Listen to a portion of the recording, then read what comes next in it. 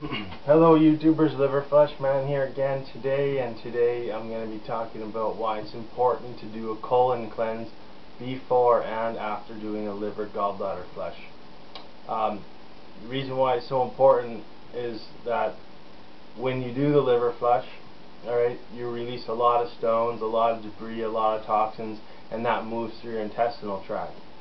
Alright, these stones and these debris can get stuck in the intestines. There's all kinds of little pockets and little places it could get stuck.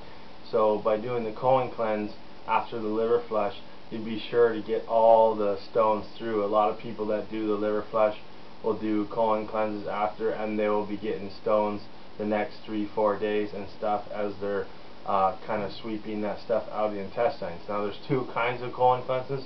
There's oral, internal, or oral ones which use fiber, like there's soluble and insoluble fiber.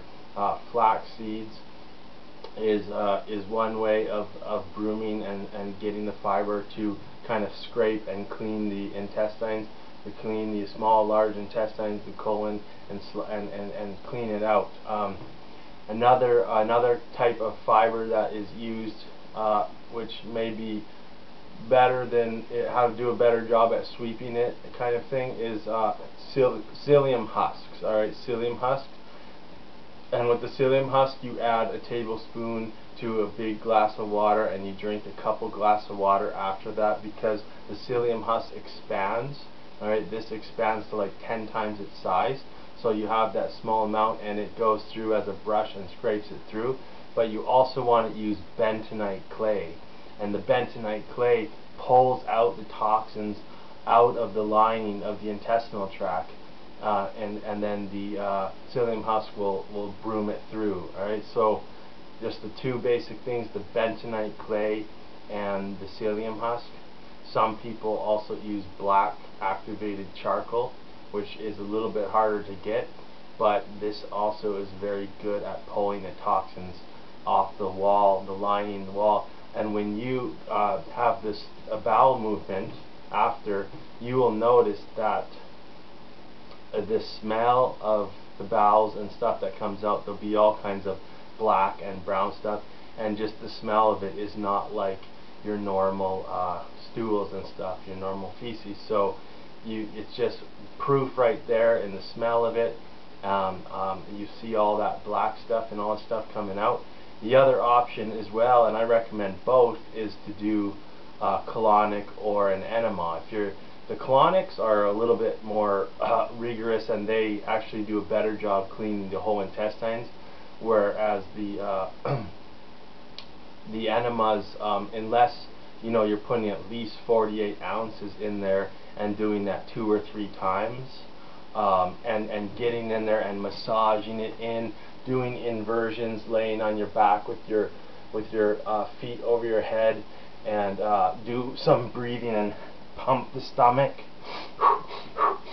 get it all moving, hang upside down. Alright, do a handstand, lean up against the wall, go inversion upside down, and this is all going to act to get it in there and help get it out. Alright, so both colonics and enemas, and then internally taking the fiber.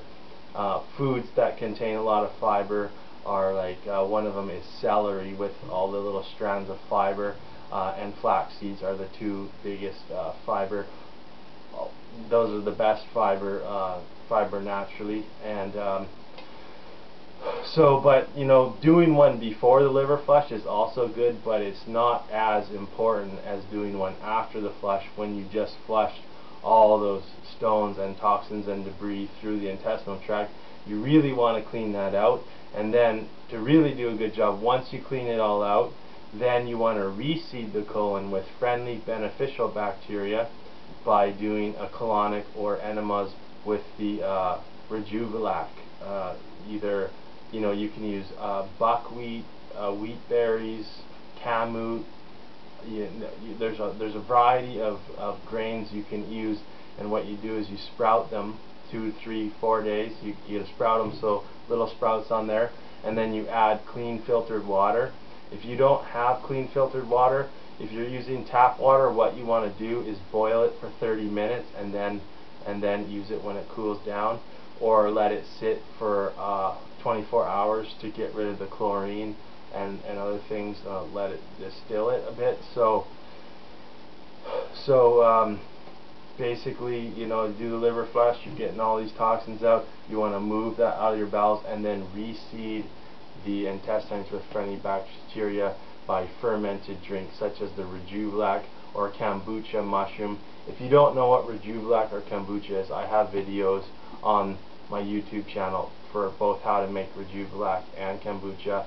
As well, the number one reseeding the intestines is fermented urine, and I've got videos on the fermented urine. Fermented up to 16 days. 7 is good, 7 days is good, 10 is good. It just gets stronger and stronger to a certain point. 16 days is about maxed out, and then but you know, the fermented foods creates that friendly bacteria, and the living rejuvelac and kombucha mushroom, because these are, you know, these are living, the sprouted and the live kombucha mushroom that grows. This actually also has an alkaline effect on the intestines as well, and also keeps candida and other unfriendly bacteria at bay, and it keeps the friendly bacteria growing in there, and then that way your immune system is going to be strong, which is over 60% of the immune system is located in the intestines. So your immunity will be really strong, fighting disease. Alright, this is anti-cancerous as well, and you know, so basically do the liver flush, but make sure you do a colon cleanse after.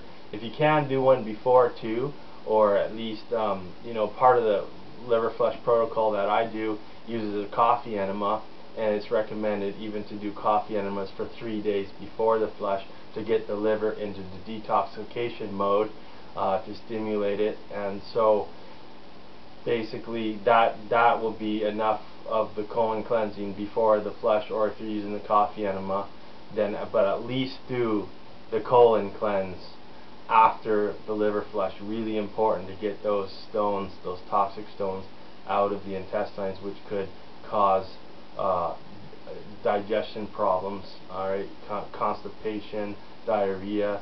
It could cause autoimmune disorders, alright. So it's very important. Do a colon cleanse after your liver flush. That would be awesome. Thank you.